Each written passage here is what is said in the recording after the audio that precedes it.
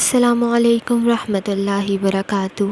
آج ہم آپ کے لیے رنج و غم کے آداب سنت نبوی صلی اللہ علیہ وآلہ وسلم کی روشنی میں لے کر آئے ہیں۔ اللہ تعالیٰ اسے سن کر ہمیں عمل کرنے کی توفیق عطا فرمائے، آمین۔ سب سے پہلے تو ہمیں یہ دیکھنا چاہیے کہ ہم مصائب کو کس طرح سے ڈیل کریں اور اس میں کس طرح سے صبر کریں۔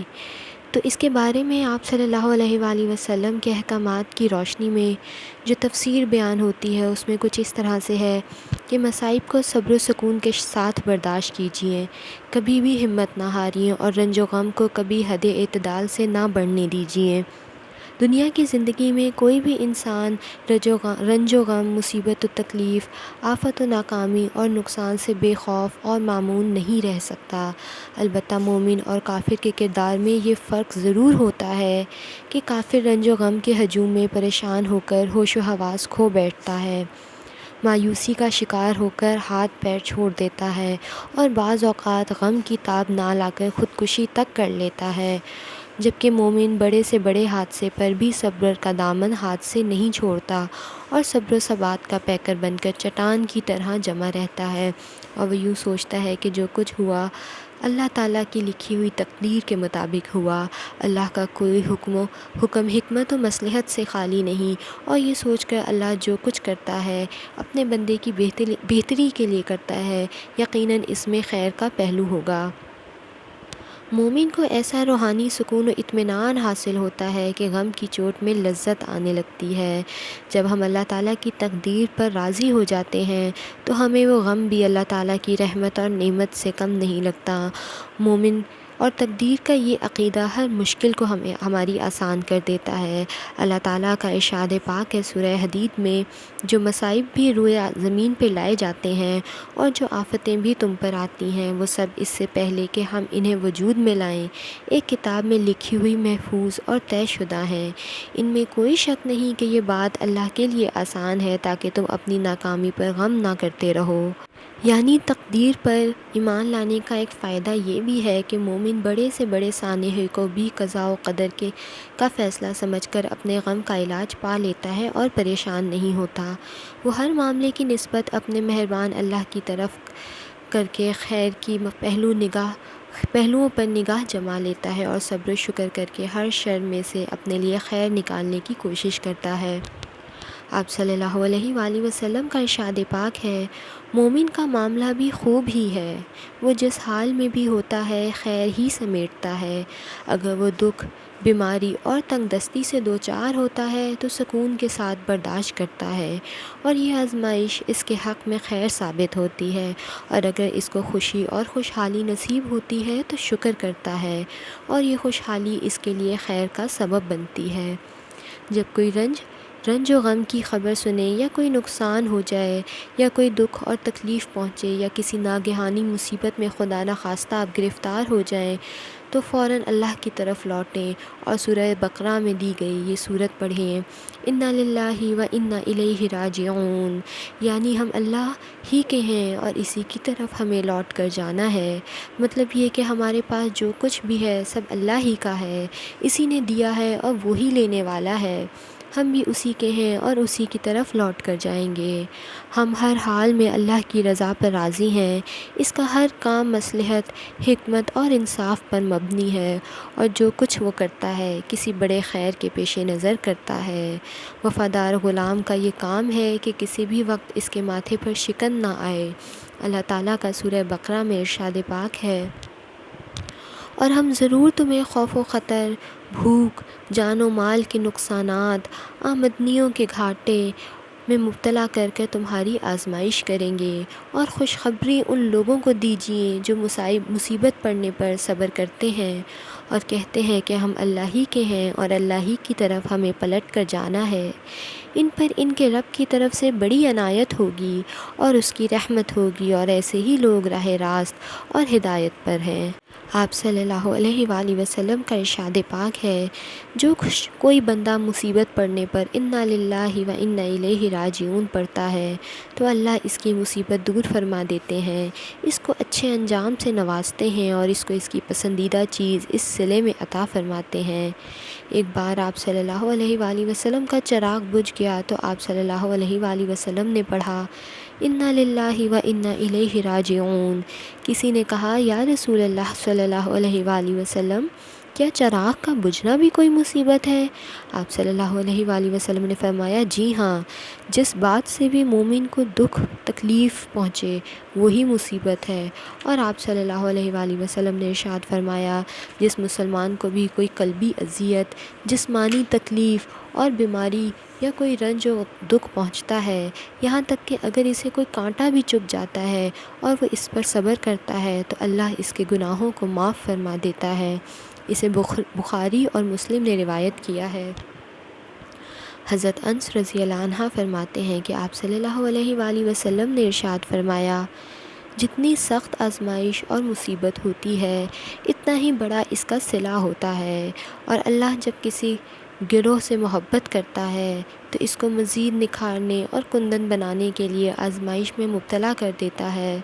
بس جو لوگ اللہ کی رضا پر راضی رہیں اللہ بھی ان سے راضی ہوتا ہے، اور جو اس آزمائش میں اللہ سے ناراض ہوں اللہ بھی ان سے ناراض ہو جاتا ہے۔ اسے ترمذی نے روایت کیا ہے۔ حضرت ابو موسیٰ شعریٰ رضی اللہ عنہ کہتے ہیں کہ نبی کریم صلی اللہ علیہ وآلہ وسلم نے ارشاد فرمایا جب کسی بندے کا کوئی بچہ مرتا ہے تو اللہ اپنے فرشتوں سے پوچھتا ہے کیا تم نے میرے بندے کے بچے کی جان قبض کر لی؟ وہ کہتے ہیں ہاں۔ پھر وہ ان سے پوچھتا ہے کہ تم نے اس کے جگر کے ٹکڑے کی جان نکال لی؟ وہ کہتے ہیں ہاں۔ پھر وہ ان سے پوچھتا ہے کہ میرے بندے نے کیا کہا؟ وہ کہتے ہیں کہ اس مصیبت میں اس نے تیری حمد بیان کی اور کہا کہ انا للہ و انا الیہ راجعون۔ تو اللہ ان سے فرماتا ہے میرے بندے کے لیے جنت میں ایک گھر تعمیر کرو اور اس کا نام بیت الحمد رکھو، یعنی شکر کا گھر۔ اسے ترمذی نے روایت کیا ہے۔ مزید یہ کہ کسی تکلیف اور حادثے پر اظہار غم کرنا ایک انسان کا فطری امر ہے، البتہ اس بات کا پورا خیال رکھیں کہ غم اور اندوہ کی انتہائی شدت میں بھی زبان سے کوئی ناحق بات نہ نکلے اور صبر و شکر کا دامن ہاتھ سے چھوٹنے نہ پائے۔ آپ صلی اللہ علیہ وآلہ وسلم کے صاحبزادے حضرت ابراہیم رضی اللہ عنہ نبی کریم صلی اللہ علیہ وآلہ وسلم کی گود میں تھے اور جان کنی کا عالم تھا۔ یہ رقت آمیز منظر دیکھ کر نبی کریم صلی اللہ علیہ وآلہ وسلم کی آنکھوں سے آنسو ٹپکنے لگے اور فرمایا اے ابراہیم، ہم تیری جدائی سے مغموم ہیں، مگر زبان سے وہی نکلے گا جو پروردگار کی مرضی کے مطابق ہوگا۔ اسے مسلم نے روایت کیا ہے۔ غم کی شدت میں بھی کوئی ایسی حرکت نہ کیجیے جس سے ناشکری اور شکایت کی بو آئے اور جو شریعت کے خلاف ہو۔ دھاڑے مار مار کر رونا، گریبان پھاڑنا، گالوں پر تماچے مارنا، چیخنا چلانا اور ماتم میں سر سینہ پیٹنا مومن کے لیے کسی طرح بھی جائز نہیں ہے۔ آپ صلی اللہ علیہ وآلہ وسلم کا ارشاد پاک ہے جو شخص گریبان پھاڑتا، گالوں پر تماچے مارتا اور جاہلیت کی طرح چیختا چلاتا اور بین کرتا ہے وہ میری امت میں سے نہیں ہے۔ اسے ترمذی نے روایت کیا ہے۔ حضرت جعفر طیار رضی اللہ عنہ جب شہید ہوئے اور ان کی شہادت کی خبر ان کے گھر پہنچی تو ان کے گھر کی عورتیں چیخنے لگیں اور ماتم کرنے لگیں۔ آپ صلی اللہ علیہ وآلہ وسلم نے کہلا بھیجا کہ ماتم نہ کیا جائے، مگر وہ باز نہ آئیں تو آپ نے صلی اللہ علیہ وآلہ وسلم نے دوبارہ انہیں منع فرمایا، پھر بھی وہ نہ مانی تو آپ صلی اللہ علیہ وآلہ وسلم نے حکم دیا کہ ان کے منہ میں خاک بھر دو۔ اسے بخاری شریف نے روایت کیا ہے۔ ایک بار آپ صلی اللہ علیہ وآلہ وسلم ایک جنازے میں شریک تھے۔ ایک عورت انگیٹھی لیے ہوئے آئی اور آپ صلی اللہ علیہ وآلہ وسلم نے اس کو اتنی سختی سے ڈانٹا کہ اسی وقت بھاگ گئی، اور آپ صلی اللہ علیہ وآلہ وسلم نے ارشاد فرمایا کہ جنازے کے پیچھے کوئی آگ اور راگ لے کر نہ جائے۔ عرب میں یہ رسم تھی کہ لوگ جنازے کے پیچھے چلتے تو اظہار غم میں اپنی چادر پھینک دیتے تھے، صرف کرتا پہنے رہتے تھے۔ ایک بار آپ صلی اللہ علیہ وآلہ وسلم نے لوگوں کا یہ حال دیکھا تو فرمایا جاہلیت کی رسم اختیار کر رہے ہو؟ میرے جی میں آیا کہ تمہارے حق میں ایسی بد دعا کروں کہ تمہاری صورتیں ہی مسخ ہو جائیں۔ استغفر اللہ۔ اللہ تعالیٰ ہمیں بچائے۔ اور لوگوں نے اسی وقت اپنی اپنی چادریں اوڑھ لیں اور پھر کبھی ایسا نہ کیا۔ اسے ابن ماجہ نے روایت فرمایا ہے۔ پھر یہ کہ بیماری کو برا بھلا نہ کہیے اور نہ حرف شکایت زبان پر لائیے، بلکہ نہایت صبر و ضبط سے کام لیجیے اور اجر آخرت کی تمنا کیجیے۔ بیماری جھیلنے اور اذیتیں برداشت کرنے سے مومن کے گناہ ڈھلتے ہیں اور اس کا تزکیہ ہوتا ہے اور آخرت میں اجر عظیم ملتا ہے۔ آپ صلی اللہ علیہ وآلہ وسلم کا ارشاد ہے، مومن کو جسمانی اذیت یا بیماری یا کسی اور وجہ سے جو بھی دکھ پہنچتا ہے، اللہ تعالیٰ اس کے سبب سے اس کے گناہوں کو اس طرح جھاڑ دیتا ہے جیسے درخت اپنے پتوں کو جھاڑ دیتا ہے۔ اسے بخاری و مسلم نے روایت کیا ہے۔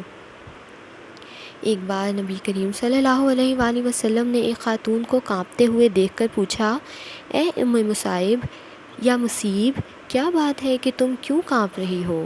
کہنے لگی، مجھے بخار نے گھیر رکھا ہے، اس کو خدا سمجھے۔ نبی کریم صلی اللہ علیہ وآلہ وسلم نے ہدایت فرمائی کہ نہیں، بخار کو برا بھلا مت کہو، اس لیے کہ بخار اس طرح اولاد آدم کو گناہوں سے پاک کر دیتا ہے جس طرح آگ لوہے کے میل کو دور کر کے صاف کر دیتی ہے۔ اسے مسلم نے روایت کیا ہے۔ حضرت عطار بن رباح رضی اللہ عنہ اپنا ایک قصہ بیان کرتے ہیں۔ کہتے ہیں کہ ایک بار کعبہ کے پاس حضرت عباس رضی اللہ عنہ مجھ سے بولے، تمہیں ایک جنتی خاتون دکھاؤں؟ میں نے کہا، ضرور دکھائیے۔ کہا، دیکھو یہ جو کالی کلوٹی عورت ہے، یہ ایک بار آپ صلی اللہ علیہ وآلہ وسلم کی خدمت میں حاضر ہوئی اور بولی، یا رسول اللہ صلی اللہ علیہ وآلہ وسلم، مجھے مرگی کا ایسا دورہ پڑتا ہے کہ تن بدن کا ہوش نہیں رہتا اور میں اس حالت میں بالکل ننگی ہو جاتی ہوں۔ یا رسول اللہ صلی اللہ علیہ وآلہ وسلم، میرے لیے اللہ سے دعا کیجیے۔ آپ صلی اللہ علیہ وآلہ وسلم نے ارشاد فرمایا، اگر تم اس تکلیف کو صبر کے ساتھ برداشت کرتی رہو تو اللہ تمہیں جنت سے نواز دے گا، اور اگر چاہو تو میں دعا کروں کہ تو اللہ تمہیں اچھا کر دے۔ یہ سن کر وہ خاتون بولی، یا رسول اللہ صلی اللہ علیہ وآلہ وسلم، میں اس تکلیف کو صبر کے ساتھ برداشت کرتی رہوں گی، البتہ یہ دعا فرما دیجئے کہ میں اس حالت میں ننگی نہ ہو جایا کروں۔ تو نبی کریم صلی اللہ علیہ وآلہ وسلم نے اس کے حق میں دعا فرمائی۔ حضرت عطا کہتے ہیں کہ میں نے اس دراز قد خاتون کو کعبہ کی سیڑھیوں پر دیکھا۔ مزید یہ کہ کسی کی موت پر 3 دن سے زیادہ غم منانے کو منع فرمایا گیا ہے۔ عزیزوں کی موت پر غمزدہ ہونا اور آنسو بہانا ایک فطری عمل ہے، لیکن اس کی مدت زیادہ سے زیادہ 3 دن ہے۔ آپ صلی اللہ علیہ وآلہ وسلم نے فرمایا، کسی مومن کے لیے یہ جائز نہیں کہ 3 دن سے زیادہ کسی کا سوگ منائے، البتہ بیوہ کی سوگ کی مدت 4 مہینے 10 دن ہے۔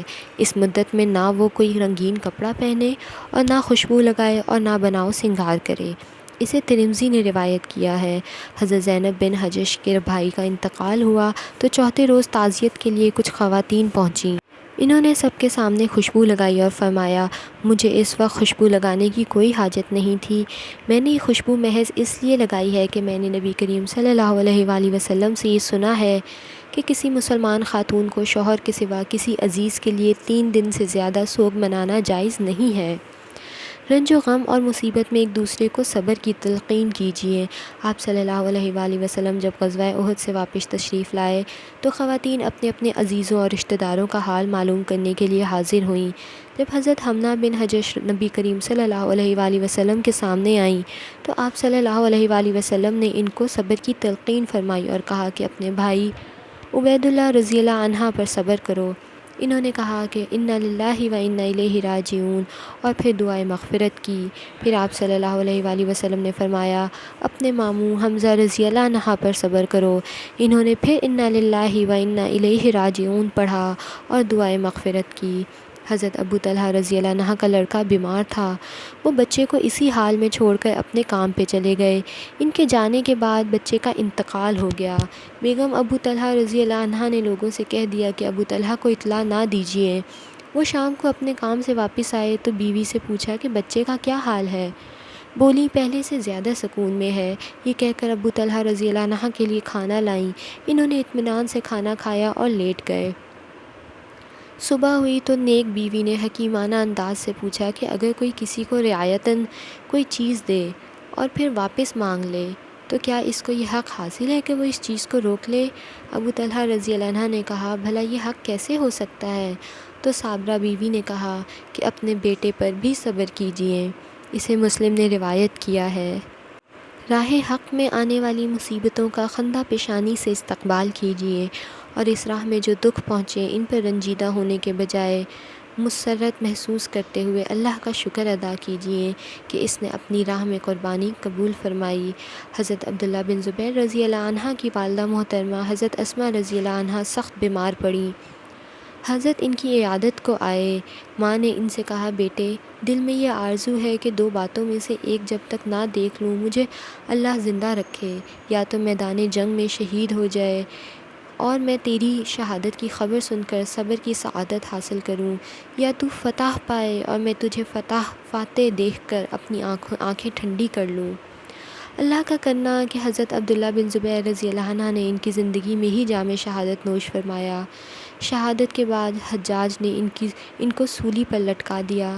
حضرت اسماء رضی اللہ عنہ کافی ضعیف ہو چکی تھیں، لیکن انتہائی کمزوری کے باوجود بھی وہ یہ رقت امیز منظر دیکھنے کے لیے تشریف لائیں اور اپنے جگر گوشے کی لاش کو دیکھ کر رونے پیٹنے کے بجائے حجاج سے خطاب کرتے ہوئے بولیں، اس سوار کے لیے ابھی وقت نہیں آیا کہ گھوڑے کی پیٹھ سے نیچے اترے۔ دکھ و درد میں ایک دوسرے کا ساتھ دیجیے، دوستوں کے رنج و غم میں شرکت کیجیے اور ان کا غم غلط کرنے میں ہر طرح کا تعاون کیجیے، مطلب ان کا غم کم کرنے میں ان سے ہر طرح کا تعاون کیجیے۔ آپ صلی اللہ علیہ وآلہ وسلم کا ارشاد ہے، سارے مسلمان مل کر ایک آدمی کے جسم کی طرح ہیں، اور اگر اس کی آنکھ بھی دکھے تو سارا بدن دکھتا ہے، اور سر میں درد ہوتا ہے اور سارا جسم تکلیف میں ہوتا ہے۔ مصائب کے نزول اور غم کے ہجوم میں اللہ کی طرف رجوع کیجیے اور نماز پڑھ کر نہایت عاجزی کے ساتھ اللہ سے دعا کیجیے۔ قرآن پاک میں سورہ بقرہ میں ارشاد ہے، مومنوں، مصائب اور آزمائش میں صبر اور نماز سے مدد لو۔ غم کی کیفیت میں آنکھوں سے آنسو بہنا، رنجیدہ ہونا فطری بات ہے، البتہ دھاڑے مار مار کر زور زور سے رونے سے پرہیز کیجیے۔ آپ صلی اللہ علیہ وآلہ وسلم روتے تو رونے کی آواز نہ آتی، ٹھنڈا سانس لیتے، آنکھوں سے آنسو رواں ہوتے اور سینے سے ایسی آواز آتی جیسے کوئی ہانڈی ابل رہی ہو یا چکی چل رہی ہو۔ آپ صلی اللہ علیہ وآلہ وسلم خود اپنے غم اور رونے کی کیفیت ان الفاظ میں بیان فرماتے ہیں، آنکھ آنسو بہاتی ہے، دل غمگین ہوتا ہے، اور ہم زبان سے وہی کلمہ نکالتے ہیں جس سے ہمارا رب خوش ہوتا ہے۔ حضرت ابو ہریرہ رضی اللہ عنہ فرماتے ہیں کہ نبی کریم صلی اللہ علیہ وآلہ وسلم جب فکر مند ہوتے تو آسمان کی طرف سر اٹھا کر فرماتے، سبحان اللہ العظیم، یعنی پاک و برتر عظمت والا اللہ، اور جب زیادہ گریہ زاری اور دعا کا انہماک بڑھ جاتا تو فرماتے، یا حیو یا قیوم۔ اسے ترمذی نے روایت کیا ہے۔ رنج و غم کی شدت، مصائب کے نزول اور پریشانی و اضطراب میں یہ دعائیں پڑھیے۔ حضرت سعد بن ابی وقاص رضی اللہ عنہ کہتے ہیں کہ نبی کریم صلی اللہ علیہ وآلہ وسلم نے فرمایا، ذوالنون یعنی حضرت یونس علیہ السلام نے مچھلی کے پیٹ میں اپنے پروردگار سے جو دعا فرمائی تھی وہ یہ تھی، لا الہ الا انت سبحانک انی کنت من الظالمین، تیرے سوا کوئی معبود نہیں، تو بے عیب و پاک ہے، میں ہی اپنے اوپر ظلم ڈھانے والا ہوں۔ بس جو مسلمان بھی اپنی کسی تکلیف یا تنگی میں اللہ سے یہ دعا مانگتا ہے، اللہ اسے ضرور قبولیت بخشتا ہے۔ حضرت ابن عباس رضی اللہ عنہ کا بیان ہے کہ نبی کریم صلی اللہ علیہ وآلہ وسلم جب کسی رنج و غم میں مبتلا ہوتے تو یہ دعا کرتے، لا الہ الا اللہ رب العرش العظیم، لا الہ الا اللہ رب السماوات و رب الارض رب العرش الکریم۔ اسے بخاری و مسلم نے روایت کیا ہے۔ اس کا ترجمہ کچھ اس طرح سے ہے، اللہ کے سوا کوئی معبود نہیں ہے، وہ عرش عظیم کا مالک ہے، اللہ کے سوا کوئی معبود نہیں، وہ آسمان و زمین کا مالک ہے، عرش بزرگ کا مالک ہے۔ حضرت ابو موسیٰ رضی اللہ عنہ کا بیان ہے کہ نبی کریم صلی اللہ علیہ وآلہ وسلم نے فرمایا، لا حول ولا قوة الا باللہ ولا ملجأ من اللہ الا الیہ۔ یہ کلمہ 99 بیماریوں کی دوا ہے۔ سب سے کم بات یہ ہے کہ اس کا پڑھنے والا رنج و غم سے محفوظ رہتا ہے۔ جب کسی کو مصیبت میں مبتلا دیکھیں تو یہ دعا پڑھیں۔ حضرت ابو ہریرہ رضی اللہ عنہ کہتے ہیں کہ نبی کریم صلی اللہ علیہ وآلہ وسلم نے فرمایا، جس نے بھی کسی کو مصیبت میں مبتلا دیکھ کر یہ دعا مانگی، انشاءاللہ وہ اس مصیبت سے محفوظ رہے گا۔ الحمدللہ الذی عافانی مما ابتلاک اللہ بہ وفضلنی علی کثیر ممن خلق تفضیلا۔ اللہ کا شکر ہے جس نے مجھے اس مصیبت سے بچائے رکھا جس میں تم مبتلا ہو، اور اپنی بہت سی مخلوقات پر مجھے فضیلت بخشی۔ اسے ترمذی نے روایت کیا ہے۔ اللہ تعالیٰ اس کو سن کر ہمیں عمل کرنے کی توفیق عطا فرمائے۔ اس ویڈیو کو نہ صرف خود سنیے بلکہ آگے پہنچا کر نہ صرف اپنے لیے صدقہ جاریہ بنائیے بلکہ ہمارے لیے بھی صدقہ جاریہ بنائیے۔ اللہ تعالیٰ ہم سب کو اپنے حفظ و امان میں رکھے۔ جزاک اللہ خیر۔ السلام علیکم ورحمۃ اللہ وبرکاتہ۔